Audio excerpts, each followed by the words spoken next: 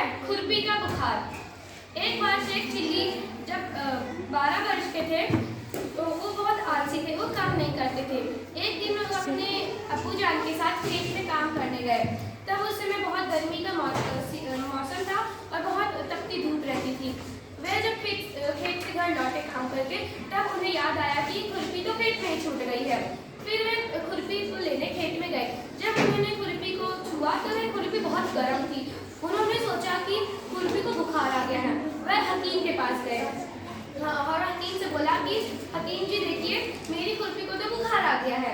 वह समझ गए कि ये शरारत कर रहे हैं, तो उन्होंने बोला कि जाओ अपनी पास वाले कुएं में अपनी खुरपी को स्नान कराओ। यह कुआं जादुई है, तुम जैसे ही स्नान कराओगे तुम्हारी खुरपी का बुखार ठीक हो जाएगा। वह गए और उन्होंने 3-4 डुबकी जल्दी अपनी खुरपी को लगवाई। खुरपी ठंडी हो गई और उन्हें लगा कि खुरपी का बुखार उतर गया है। कुछ दिनों बाद उनके पड़ोस में एक दादी अम्मा रहती थी।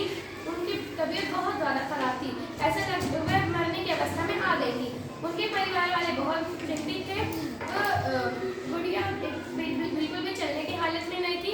परिवार वाले बहुत चिंतित थे। उन्होंने सोचा कि अब उनको हकीम के पास कैसे ले जाया जाए।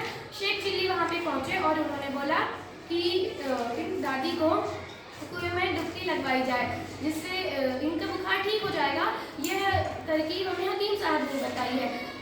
सभी को लगा कि अगर हकीम साहब ने बताया है शेख चिल्ली को तो ये बात सच होगी।